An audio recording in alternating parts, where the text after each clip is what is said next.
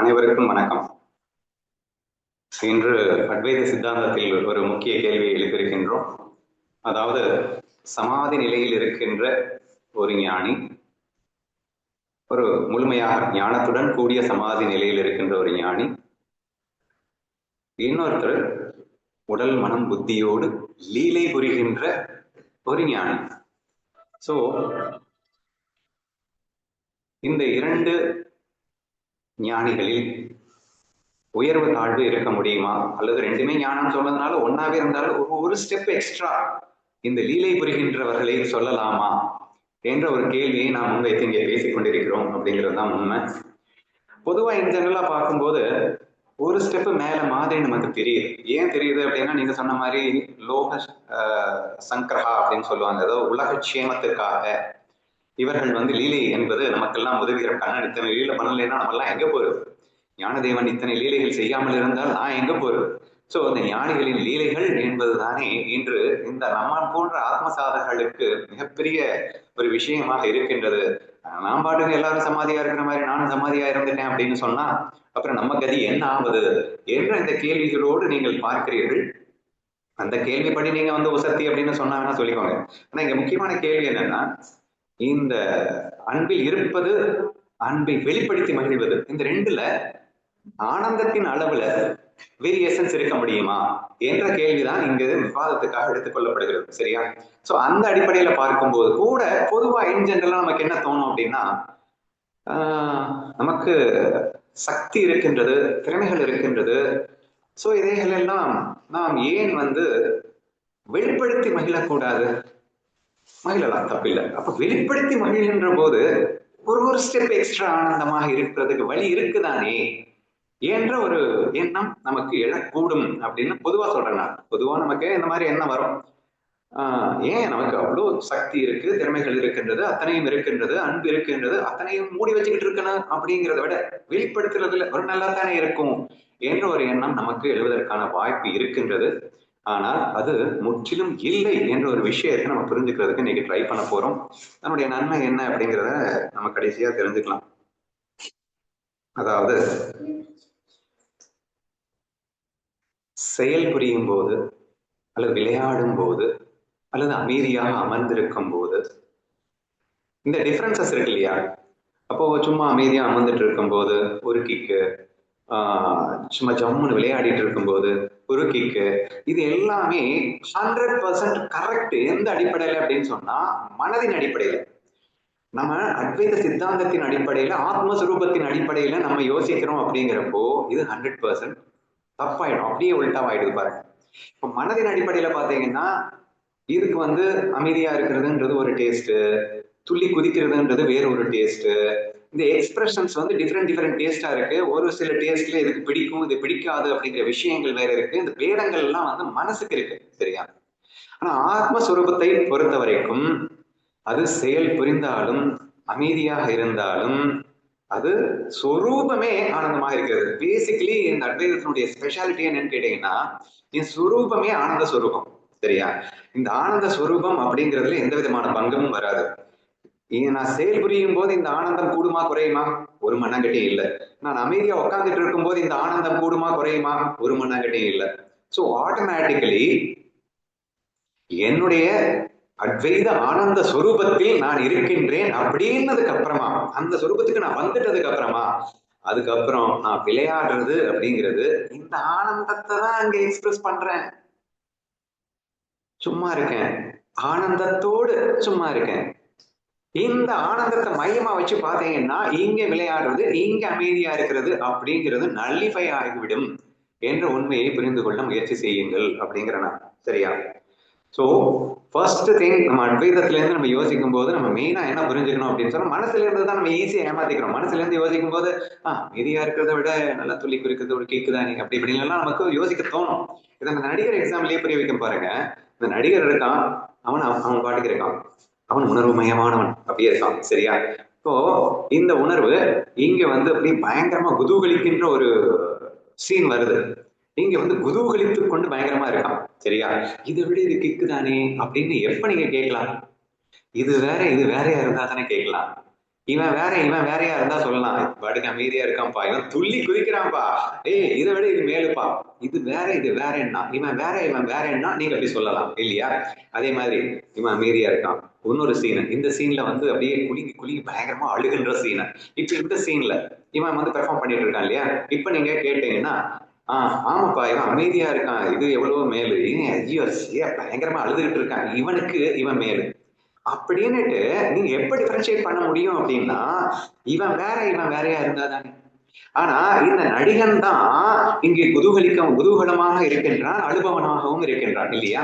அப்ப இந்த உணர்வு தான், இந்த சச்சிதானந்த உணர்வு தான், இந்த சொரூப ஆனந்தமே தான் இங்கே குதிச்சிட்டு இருக்கு, இந்த சொரூப ஆனந்தமே தான் இங்கே அழுதுட்டு இருக்கு. அப்படின்ற ஆஸ்பெக்ட்ல நீங்க யோசிச்சீங்கன்னா you cannot have any confusion that ஆனந்தம் தான் இங்கு இருக்கிறது. ஆனந்த நிலையில் என் நிலையும் ஆனந்தமே, அமைதியாக இருப்பதும் ஆனந்தமே, துள்ளி குதிப்பதும் ஆனந்தமே. ஒரு பிட்டு கூட இங்க எக்ஸ்ட்ரா வர்றதுக்கான சான்சஸே இல்லைங்கிறத நீங்க தெளிவுபடுத்துறதுக்காக நம்ம இந்த டிஸ்கஷனை பண்ணிட்டு இருக்கோம் அப்படின்றத புரிஞ்சுக்கோங்க. சரியா? சரி, இப்போ நெக்ஸ்ட் கொஸ்டின். என்ன இருந்தாலும் லீலை தானே, லீலை செய்வது ஒரு கிக்கு தானே, ஞானதேவனுக்கே லீலை செய்வது பிடிக்கும் அல்லவா? அமிர்த அனுபவ் அப்படின்ற புஸ்தகத்தின் அடிப்படையில் நீங்க யோசிச்சு பார்த்தீங்க அப்படின்னு சொன்னா, அவர் வந்து தனது ஒன்றுபட்ட நிலையை விட்டுவிடாமலேயே இரண்டாக பிரிந்து அன்பை வெளிப்படுத்தி மகிழ்வதற்காகவே இந்த உலகமாக விரிந்திருக்கின்றார்கள் அவர் சொல்லியிருக்காரு. அப்போ ஞானதேவனுடைய பாயிண்ட் ஆஃப் விஷன்ல இருந்து நீங்க கொஞ்சம் பாருங்க. சித்து விலாசம் என்று அழைக்கின்றார்கள். சித்தாக இருப்பதை விட சித்து விளையாடி கொண்டிருப்பது அல்லவா மேல் என்று அவர் சொன்னது இல்லையா என்றெல்லாம் நீங்கள் யோசித்து பார்த்தால் கூட ரொம்ப டீப்பா அவரை நீங்க அனலைஸ் பண்ணி பார்த்தீங்கன்னா ஒரு விஷயத்த புரிஞ்சுப்பீங்க. சித்தாடல் அப்படின்னு வச்சுக்கோங்க, சித்தோட ஆட்டம், அதுதான் சித்தாடல் அப்படின்னு வச்சுக்கோங்க. ஆனா இந்த சித்தாடல் என்பது ஞானதேவர் பாயிண்ட் ஆஃப் விஷன்ல சித்துனாலே அது லீல தாண்டாங்கிறார். சரியா? நல்லா புரிஞ்சுக்க ட்ரை பண்ணுங்க. ஞானதேவர் விஷன்ல இருந்து சித்து என்றாலே அது லீலை தான். பிரம்மம் எப்போதும் லீலை புரிந்து கொண்டிருக்கிறது என்று சொல்லுகிறேன். என்னது, சமாதியில் இருக்கும்போது எங்கேயா லீலை பண்ணிட்டு இருக்கு? சமாதியில் இருக்கும்போது லீலை பண்ணல இல்ல, எவன் சொன்னா லீலை பண்ணல? What you mean by that leela? லீலான்னா என்ன? சக்தி.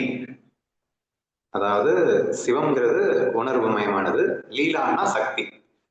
சிவமும் சக்தியும் எப்போதும் ஒன்றாகவே இருக்கும், இது பிரிக்கவே முடியாதுங்கிறது தான் ஞானதேவருடைய சித்தாந்தமே.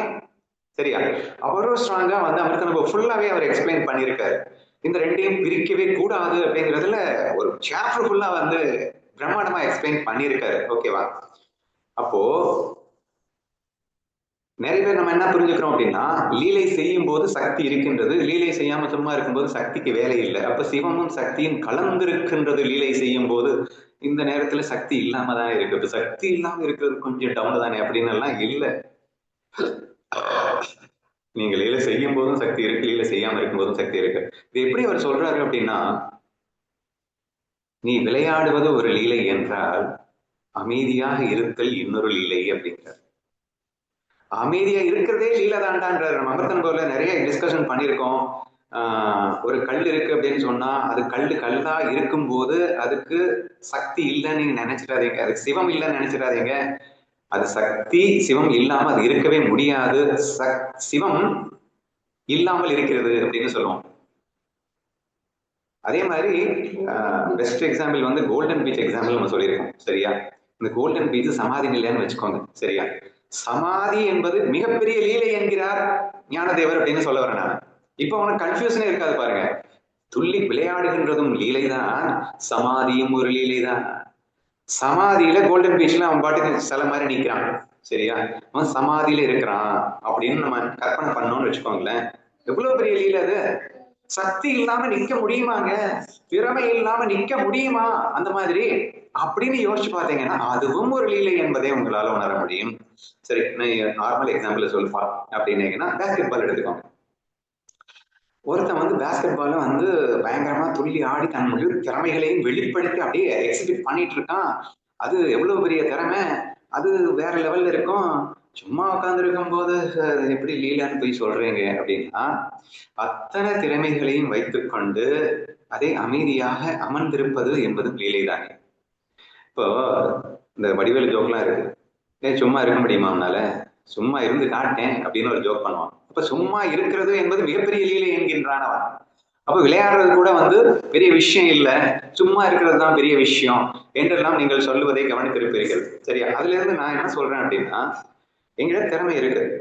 அந்த திறமைகளை வெளிப்படுத்தினாலும் சரி, திறமைகளோடு வெளிப்படுத்தாமல் இருந்தாலும் சரி, அங்க கிக்கு தானுங்க.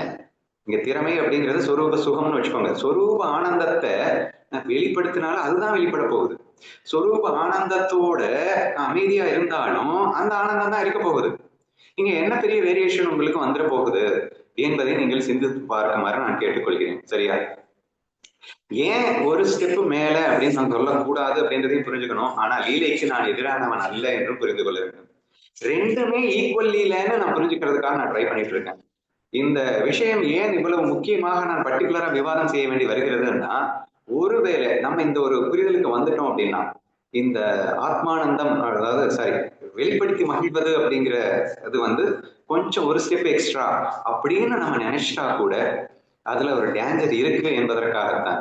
சோ ஞான நிலையை மிக தெளிவாக நாம் புரிந்து கொள்ள வேண்டும். அந்த பிரம்மஸ்வரூப ஆனந்தத்தை நாம் தெளிவாக புரிந்து கொள்ள வேண்டும் என்பதற்காக, அந்த ஆனந்தத்தை உணர்ந்தவனுக்கு இந்த குழப்பமே வராது. உங்களுக்கு வந்துருச்சுன்னு நீங்க இந்த ஆனந்தத்துல இல்லைன்னு புரிஞ்சுக்கிறதுக்காக நம்ம இதை டிஸ்கஸ் பண்ணிட்டு இருக்கோம்.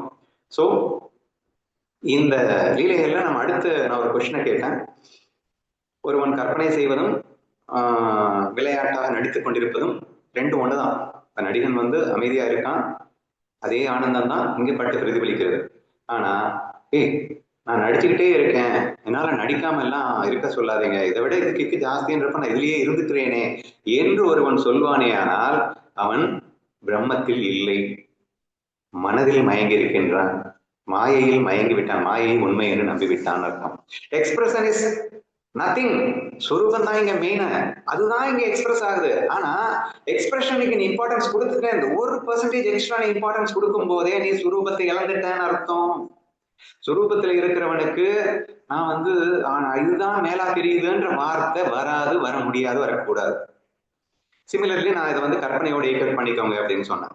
அப்போ ஒருத்தர் என்கிட்ட சொல்றாரு, ஏன்பா கற்பனை பொய்ன்னு புரிஞ்சுக்கிட்டு தானப்பா கற்பனை பண்றேன், மாயான்னு தெளிவா புரிஞ்சுக்கிட்டு நீ விளையாடுனா அது ஞான நிலையா நீ ஒத்துக்கிட்டியா இல்லையா? ஆமா நான் ஒத்துக்கிட்டேன் தான். அப்புறம் என்ன, நான் பண்ற கற்பனை எதுவுமே உண்மையில நடக்காதுன்னே தெரியும், சும்மா என்ன நான் திருப்தி பண்றதுக்காக நான் பாடு கற்பனை பண்ணிட்டு இருக்கேனே.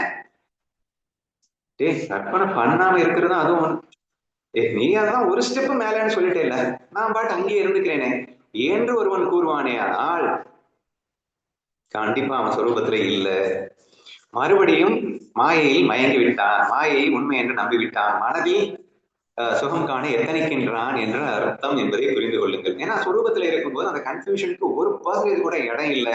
ஏன்னா இதுதான் அது, அதான் ரெண்டுமே லீலைன்னு சொன்னேன். ஞானதேவர் விஷயம்ல இருந்து பாத்தீங்கன்னா இரண்டும் லீலைகள் தான். வெளிப்படுத்தி மகிழ்வது என்பது ஒரு லீலை என்றால், அமைதியாக அமர்ந்திருப்பது இன்னொரு லீலை. விளையாட்டுல டிஃபரன்ஸ் அவ்வளவுதானே தவிர அது விளையாட்டு இது விளையாடாத நிலை என்றே நினைக்க வேண்டாம்ங்கிறாரு. சரியா? இங்கே பிரம்மம்னாலே அது விளையாடிட்டு தான் இருக்கும், சமாதியில் இருக்கும் போதும் விளையாடிட்டு இருக்கு. ஆனா வெளிப்பட்டு, அதாவது கேம் ஆடிட்டு இருக்கும் போதும் விளையாடிட்டு இருக்கு. இங்க எல்லா நேரத்திலும் அது விளையாடி கொண்டிருக்கின்றது என்ற அந்த அசம்சனுக்கு வந்தீங்கன்னா கன்ஃபியூஷனே இல்லாம நீங்க தெளிவா புரிஞ்சுக்கலாம். சரியா? சோ அல்டிமேட்லி நான் சொல்ல வந்த விஷயம் ஒண்ணுதான், ஓரளவுக்கு எல்லாருக்குமே தெரிஞ்சிருந்தாலும் இதை மீண்டும் மீண்டும் புரிந்து கொள்ள வேண்டிய அவசியம் என்ன, ஒரு ஸ்டெப் கூட பிரம்மத்தில் இருப்பவனுக்கு, பிரம்மஸ்வரூபத்தை அடைந்தவனுக்கு விளையாடுகின்ற நிலையும் விளையாடாத நிலையும் ஒன்று என்றே மிக தெளிவாக புரிய வேண்டும்.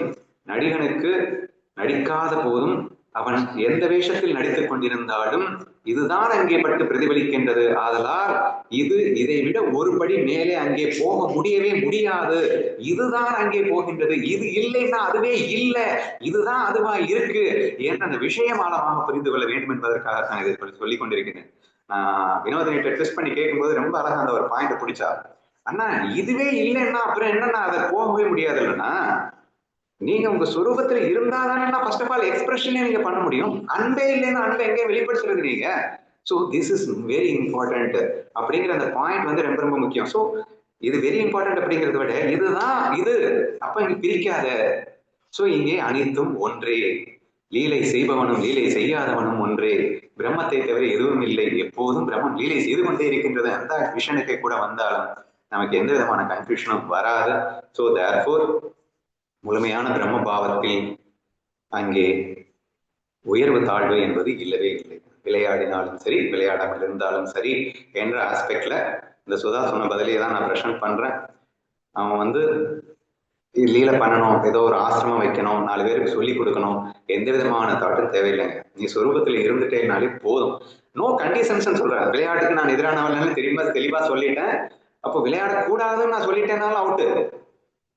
விளையாடாத நிலைதான் சிரேஷ்டம், விளையாண்டா தப்பு அப்படின்னு சொல்லிட்டேனாலும் அவுட்டு. இல்ல விளையாடுறதுதான் ஒரு படி மேல, நான் அதுதான் கரெக்டு அப்படின்னு சொல்லிட்டேனாலும் அவுட்டு. ரெண்டும் ஒன்று என்று தெளிவாக புரிந்து கொள்ளும் போது நாம் மிக தெளிவாக இருக்கின்றோம் என்று புரிந்து கொள்ளுங்கள். இதுக்கு மேல டவுட்ஸ் இருந்தா கேளுங்க.